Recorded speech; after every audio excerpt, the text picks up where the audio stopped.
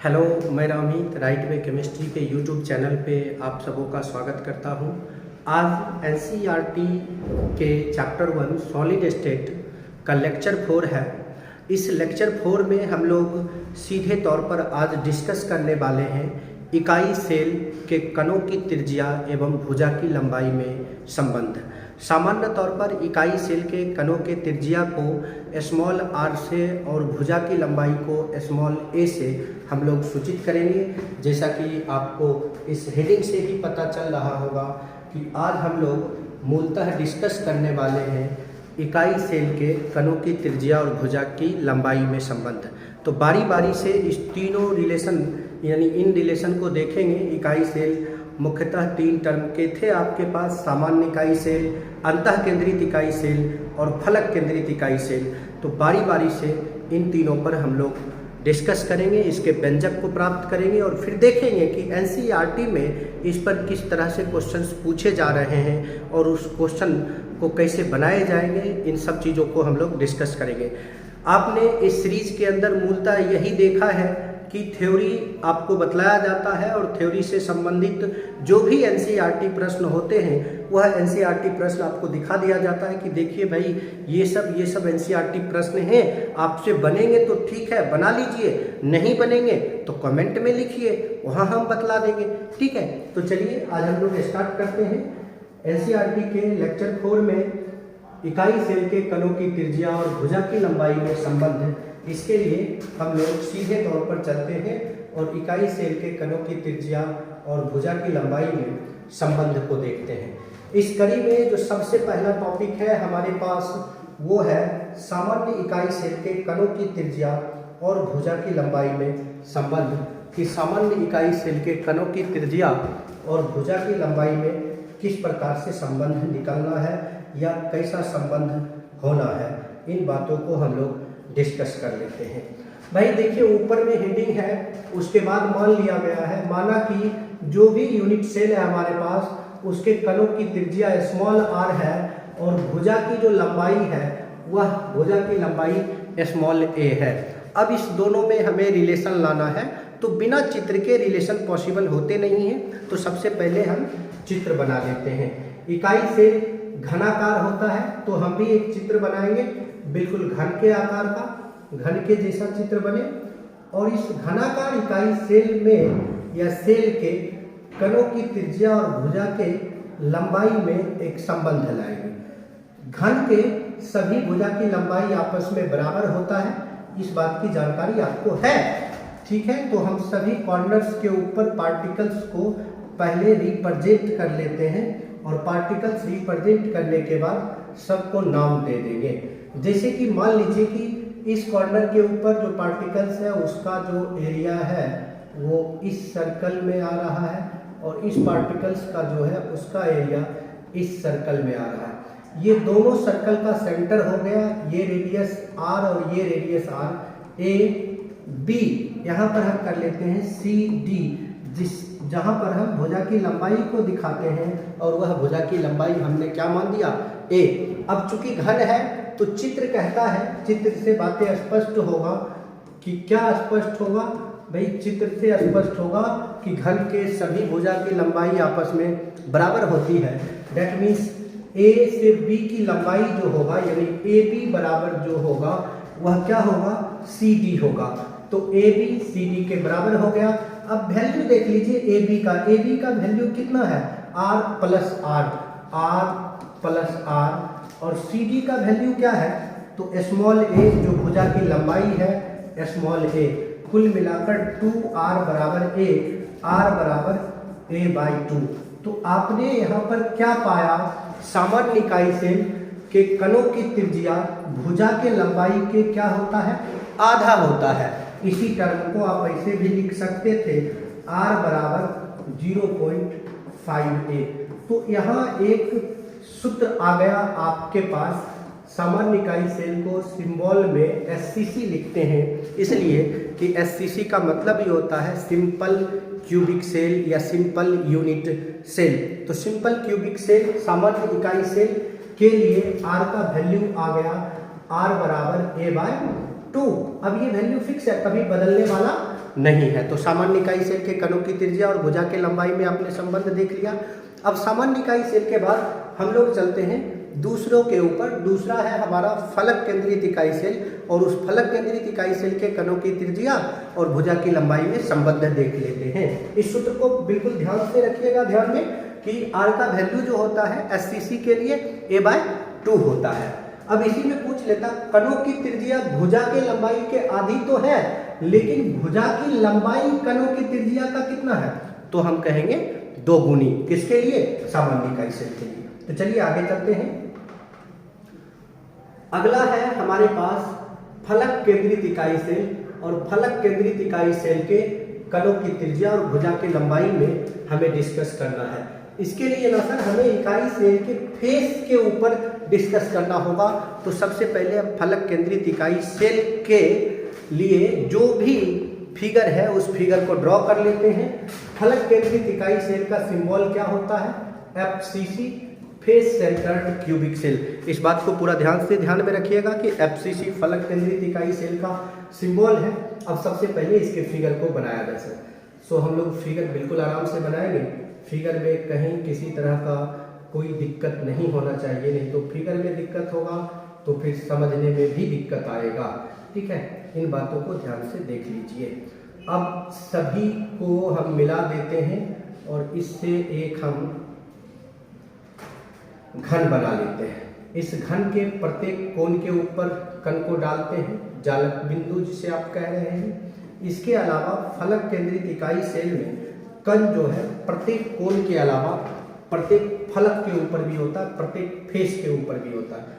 तो ऊपर वाला फेस हो गया, यहाँ पर है इसके सेंटर पर, नीचे वाला फेस के सेंटर पर है, राइट साइड वाले फेस के सेंटर पर है, लेफ्ट साइड वाले फेस के सेंटर पर है, पीछे वाले फेस के सेंटर को अगर आप डिस्कस करो तो वहाँ पर भी पार्टिकल्स होगा, और सामने वाले के फेस के सेंटर को डिस्कस करो तो वहाँ पर भी पार्टिकल्स होगा। सभी फेस के ऊपर हमने पार्टिकल्स को दिखा दिया। अब किसी एक फेस को ले लेते हैं।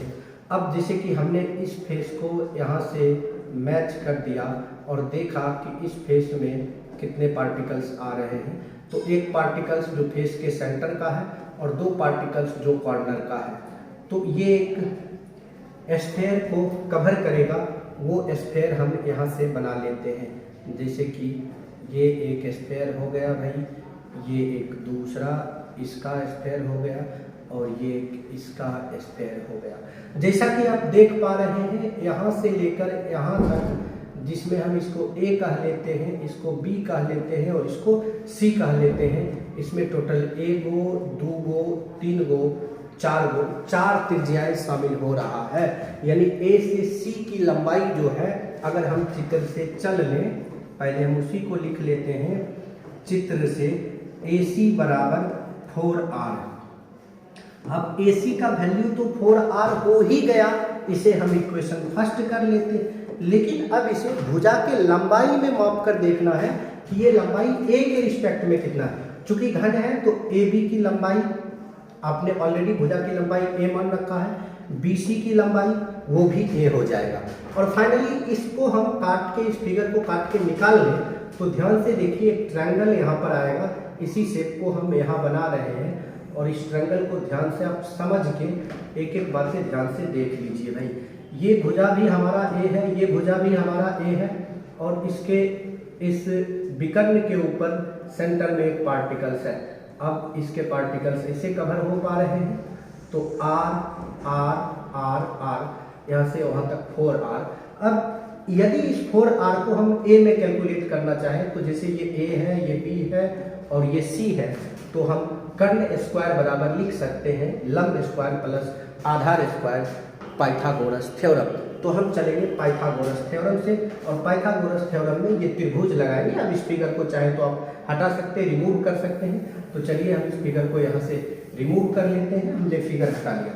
अब हम चल लेते हैं त्रिभुज ABC से। जब त्रिभुज ABC से चलेंगे तो हम लिख सकते हैं सर AC स्क्वायर बराबर, यानी कर्ण स्क्वायर बराबर लंब square AB square plus BC square. तो हमें चाहिए क्या? AC का वैल्यू चाहिए। So AC is equal to root under A square plus A square. So finally AC is equal to root under 2a²। Final value आ गया AC का a√2 समीकरण सेकेंड। अब देखिए AC का दो मान है हमारे पास, एक मान है 4r और एक मान है a√2। अब दोनों से चलते हैं तो हम कर लेते हैं समीकरण फर्स्ट एवं सेकेंड से। जैसा कि आपको विदित है कि किसी भी दो इक्वेशन के LHS इक्वल है तो RHS भी क्या होगा सर, इक्वल ही होगा।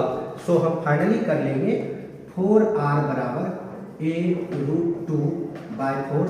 ऐसे भी आप लिख सकते हैं, ये सॉरी a√2/4 तो उधर जब ले जाएंगे तब ये टर्म आ जाएगा, और r is equal to a√2/4 ऐसे भी हम कर सकते हैं। यहाँ हमारा रिलेशन कंप्लीट होता है। लेकिन इसी को हम चाहें तो दूसरे फॉर्मेट में भी लिख सकते हैं। भाई वो दूसरा फॉर्मेट क्या है, तो r is equal to a/2√2। क्या किसी ने क्या किया, 4 को √2 से काट दिया तो 2√2 हो गया। अब इसी वैल्यू को, ये तो वैल्यू आ गया, अब यहाँ पर और करके हम और लिख लेते हैं। अगर इसी को आप डिवाइड करके लिख लीजिएगा डेसिमल में कन्वर्ट करके, तो देख लो सर √2 का जो वैल्यू है वो है 1.414 और उसमें हम डिवाइड कर लेंगे 4 से, तो ये अप्रॉक्स आपका आ जाएगा 0.35 के आसपास। तो FCC इकाई सेल के लिए R के ये तीन फार्मूला आ गए, ये फार्मूला, ये फार्मूला, ये फार्मूला। तीनों अलग अलग है नहीं, तीनों का तीनों एक ही है। अब यहाँ हम नोट करके कुछ बातें आपको और समझा देना चाहता हूँ, बतला देना चाहता हूँ ताकि कोई दिक्कत नहीं हो।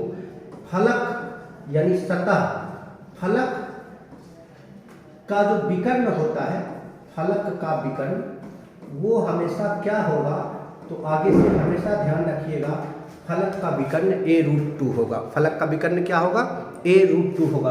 कैसे a√2 होगा, तो देखो भाई आपने अभी फलक का विकर्ण तो यहाँ कैलकुलेट कर ही लिया, a√2 हो गया।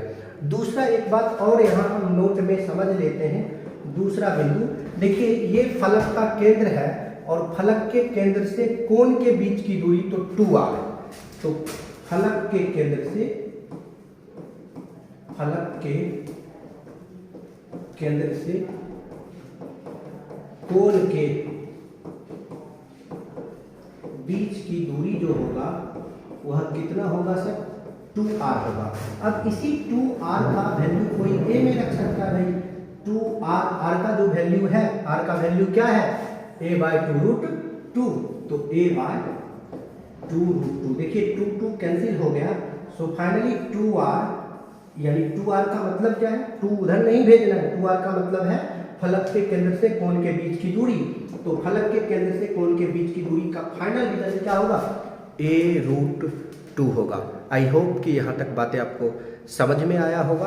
अब हम लोग फलक केंद्रित इकाई सेल के बाद अंतः केंद्रित इकाई सेल में चलेंगे, लेकिन उससे पहले देखिए आपने अभी तक दो फार्मूला एलिब्रेट कर लिया, एक SCC के लिए r बराबर a/2, दूसरा FCC के लिए r बराबर a√2/4 या r बराबर a/2√2। तो ये दोनों फार्मूला अति आवश्यक हैं, कॉम्पिटिशन्स के अंतर्गत इसके क्वेश्चंस पूछे जाते हैं, साथ ही साथ बोर्ड एग्जामिनेशन में भी पूछे जाते हैं। तो अब चलते हैं अंतः केंद्रित इकाई सेल के कणों की त्रिज्या और भुजा की लंबाई में संबंध देख लेते हैं। उससे पहले एक बार मैं फिर से आपको ध्यान दिला देता हूँ, फलक के विकर्ण की लंबाई a√2 होता है। क्या होता है, a√2। यह वैल्यू कभी भी चेंज होने वाला नहीं है। तो चलो सर अब आगे फाइनली बढ़ा दीजिए। चलिए नेक्स्ट है हमारा, नेक्स्ट क्या है भाई हमारा, तो नेक्स्ट है हमारा अंतः केंद्रित इकाई सेल के कणों की त्रिज्या और भुजा की लंबाई में संबंध। हमारे पास जो अंतः केंद्रित इकाई सेल है उसके कणों की त्रिज्या और भुजा की लंबाई में संबंध।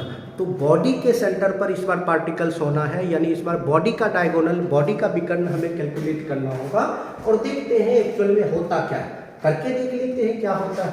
ठीक है, तो सबसे पहले हम एक फिगर बना लेते हैं सर, जो बॉडी सेंटर यूनिट सेल को रिप्रेजेंट करता हो। बिल्कुल वैसा फिगर हम बनाएंगे और प्रयास करेंगे कि फिगर सीधा सीधा बने, ना भी बने तो कोई बात नहीं, लेकिन प्रयास तो कर ही सकते हैं, तो कर लेते हैं। करने में क्या जाता है, कुछ नहीं जाता है भाई। चलो हमने कॉर्नर के ऊपर पार्टिकल्स को दिखा दिया, जालक बिंदु हो गए 8 जालक बिंदु 8 कॉर्नर पर, 1 जालक बिंदु केंद्र पर, तो भाई टोटल केंद्र पर मिलाकर 9 जालक बिंदु अंतःकेंद्रित इकाई सेट के अंतर्गत हो गए। अब हमने क्या करना है, ये पीछे वाला फेस है और ये आगे वाला फेस है। पीछे वाले फेस और आगे वाले फेस को मिलाएंगे तो एक बॉडी का डायगोनल बनेगा। और इसमें देखो ये आपका पार्टिकल्स हो गया, ये भी आपका पार्टिकल्स हो गया, ये भी आपका पार्टिकल्स हो गया, जिसमें ये A है, ये B है और ये C है। मजे से ABC तो हमने कर दिया, लेकिन ध्यान से देखिए क्या ABC कोई ट्रायंगल है? नहीं है। ABC ट्रायंगल कब होगा? जब इस फेस के डायगोनल को आप मिला दीजिएगा। तो भाई मेरे फेस के डायगोनल को तो मिला तो देंगे। तो अब इस भुजा की जो लंबाई है A है, लेकिन ये क्या है? तो ये फेस का डायगोनल है। फेस का डायगोनल क्या होगा? A√2 होगा, जो कि जस्ट आपने कैलकुलेट किया। अब बताइए, एक पार्टिकल्स यहाँ पर भी तो है और इसका पार्टिकल्स उस पार्टिकल्स को कवर करेगा। तो B से C ये भी एक त्रिज्या आ गया, ये भी एक त्रिज्या आ गया, ये भी एक त्रिज्या, ये भी एक त्रिज्या। भाई मेरे A से C के बीच टोटल 4 त्रिज्याएं हैं, B से C के बीच टोटल 2 त्रिज्याएं हैं। बोर्ड पर आपको सेम पार्टिकल्स नहीं दिख रहे हैं, लेकिन है एक्चुअल में सेम पार्टिकल्स, क्योंकि क्यूब है, क्यूब में सब कुछ इक्वल्स होते हैं, एक ही जैसे होते हैं। अब यदि हम चित्र से चले तो पहले चित्र से डिस्कस कर लेते हैं, फिर आगे सोचेंगे।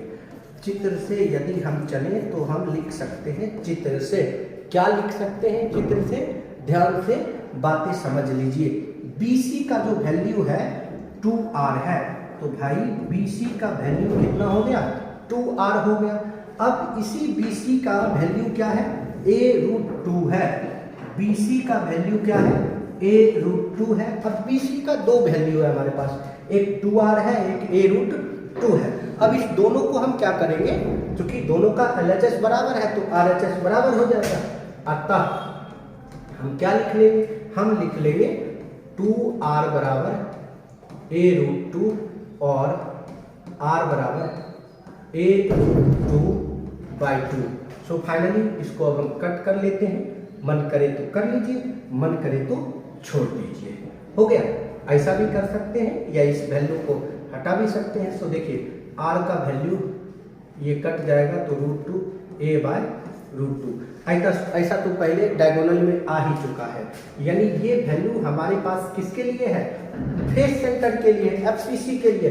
बिल्कुल FCC के लिए है, ठीक है। तो FCC के लिए जब ये वैल्यू है तो FCC के लिए ऑलरेडी हम कवर कर चुके हैं, तो इस बात से हमें कोई लेना देना नहीं हुआ। यानी FCC का भी रिवीजन आपका कंप्लीट हो गया। अब हमें मूल रूप से डिस्कस क्या करना है? बॉडी के सेंटर का। किसके सेंटर का? तो बॉडी के सेंटर का। तो बॉडी का सेंटर देखने के लिए अब इन सब चीजों को हम हटा लेते हैं। FCC का जो वैल्यू आया उसको हम केवल रहने देते हैं, ठीक है। तो इन सब चीजों को हम हटा लेते हैं और फाइनली हम चलते हैं कहाँ से? तो अपने मूल चित्र से, मूल फिगर से। तो मूल फिगर से जब हम चलेंगे ना सर, तो देख लीजिए क्या होने वाला है। ट्रायंगल त्रिभुज ABC से, ABC से चलेंगे तो AC square is equal to, यानी कर्ण स्क्वायर इज इक्वल टू लंब स्क्वायर AB स्क्वायर प्लस आधार square BC square. So finally AC is equal to √A square plus BC का वैल्यू है A√2 का whole square.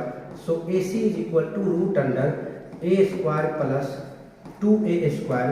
AC is equal to √3A square. AC is equal to A√3 ना। इसे हम कर लेते हैं समीकरण फर्स्ट। अब हम फिर चलते हैं कहाँ से? चित्र से। तो देखो AC का वैल्यू भी हमारे पास आ गया, यहाँ से यहाँ तक का वैल्यू आ गया A√3। अब चित्र से चलेंगे तो AC का वैल्यू देखिए R plus R plus R plus R। सो आप लिख सकते हैं फाइनली AC बराबर कितना 4R समीकरण सेकेंड। चूंकि दोनों का LHS बराबर है तो दोनों का RHS भी क्या होगा, बराबर होगा।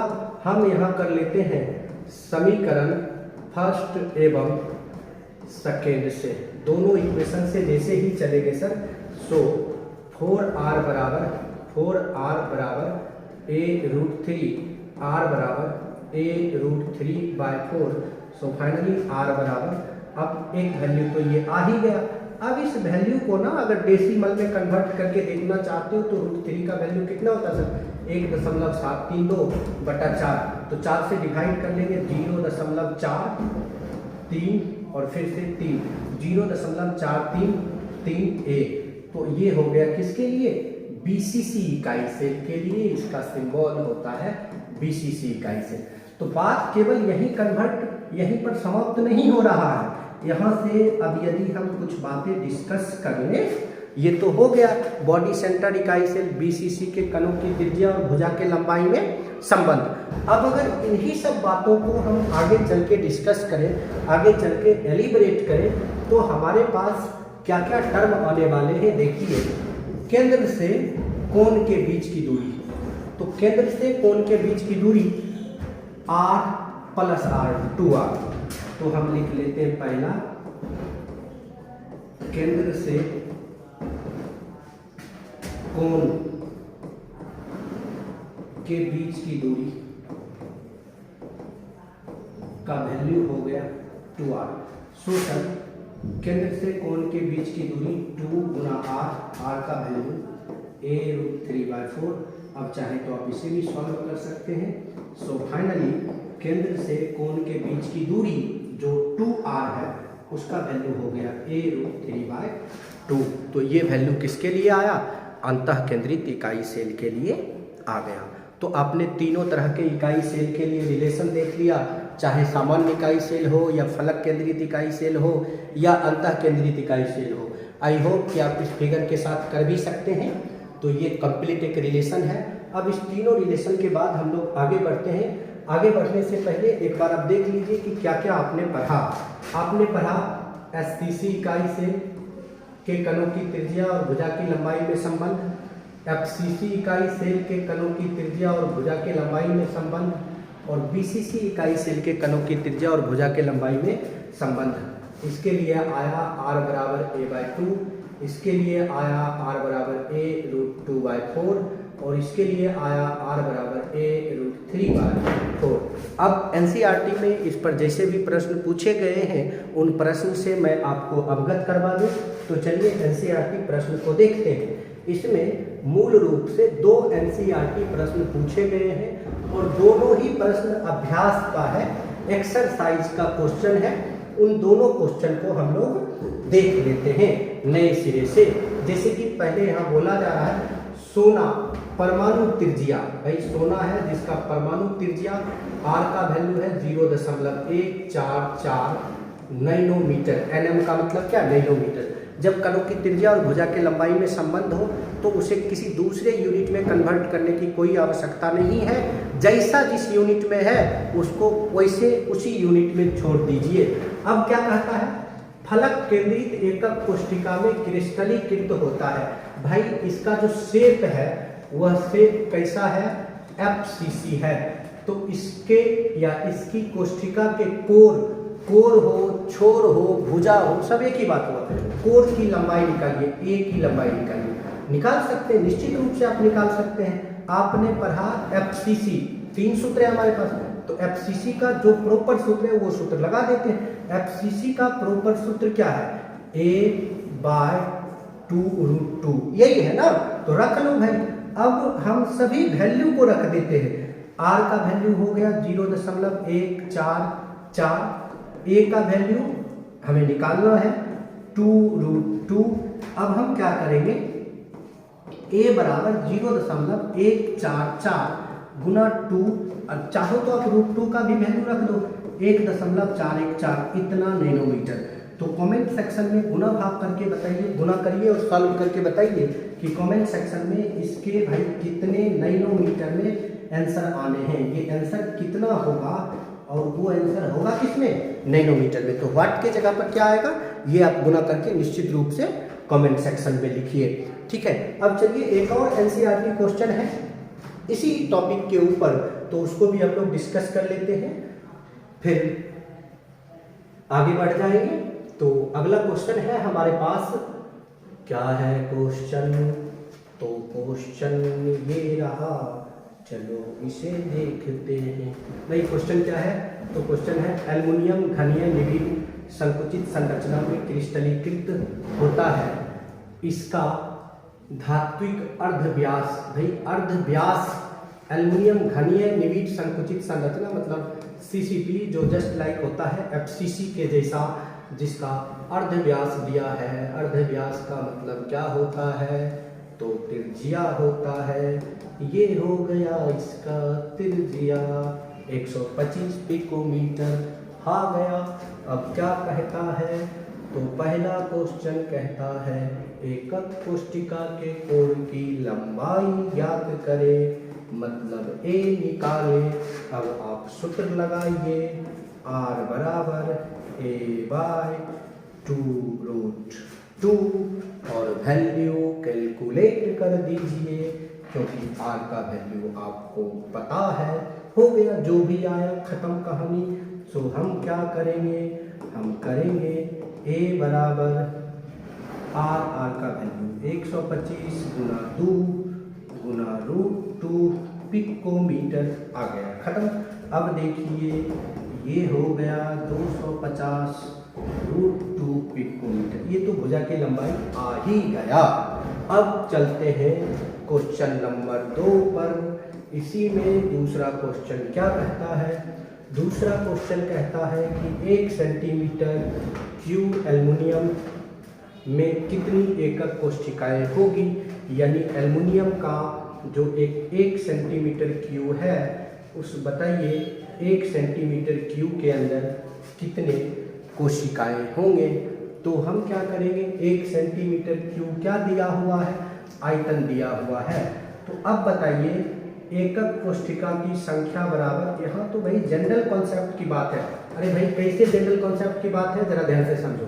ये एक क्यूब है, इस क्यूब से इस आकार वाले कितने क्यूब बनाए जा सकते हैं। भाई मेरे ध्यान से देखो, ये वो बड़का क्यूब है, ये वो छोटका क्यूब है। तो इस बड़का क्यूब से छोटका आकार वाले कितने क्यूब बनाए जा सकते हैं, इसके लिए हम क्या करेंगे, बड़का क्यूब के आयतन में छोटका क्यूब के आयतन से क्या करेंगे, भाग दे देंगे। तो हम भी दे लेते हैं, भागम भाग कर देते हैं इसका। तो एकक कोष्ठिका की संख्या बराबर, भाई टोटल आयतन कुल आयतन बटा एक, या एकक कोष्ठिका का आयतन एक कोष्ठिका के आयतन से हम भाग दे देंगे। तो देखो मेरे भाई, एकक कोष्ठिका की संख्या बराबर 1 सेंटीमीटर क्यूब बट्टा में क्या करेंगे, अब वो सेंटीमीटर में, तो इसको भी हम सेंटीमीटर में बदल देंगे। a बराबर 250 √2 गुना 10⁻⁻10 सेंटीमीटर। और इस वैल्यू को जब हम सॉल्व कर लेंगे, सो देखो फाइनली लिख सकते हैं 25 √2 गुना 10⁻⁻9 सेंटीमीटर। अब घन एकक कोष्ठिका जो होता है वह किस आकार के होता है, घन के आकार का होता है। और घन का आयतन क्या होता है, घन का आयतन वही होता है जो होता है, तो क्या होता है, ए क्यू होता है। हम ए क्यू का वैल्यू रख देंगे, डेट मीन्स 25, भाई 25 तो इधर चल रहा है, इधर आजा 25 √2 गुना 10⁻⁻9 का होल क्यूब। आई होप कि आप निश्चित रूप से सॉल्व कर दीजिएगा, और सॉल्व करके कमेंट सेक्शन में ज़रूर से ज़रूर बताइए कि इसमें कितने एकक कोष्ठिका उपस्थित हैं। आज के लिए इतना ही। अब इन क्वेश्चन को जब बना लेंगे तो कमेंट सेक्शन में इसके आंसर को लिख देंगे। तब तक के लिए आपको बहुत बहुत धन्यवाद। Thank you. मिलते हैं फिर नए वीडियो के साथ। आप अगर चाहते हैं इसी प्रकार से मज़े से एनसीईआरटी के एक एक क्वेश्चन का सॉल्यूशन करें तो आप जुड़िए राइट वे केमिस्ट्री के यूट्यूब चैनल से और जोड़िए अपने साथियों को और थोड़ा बहुत पुण्य का भागी बनिए। पुण्य करके दूसरों को भी मौका दीजिए पढ़ने का। चलिए चलते हैं।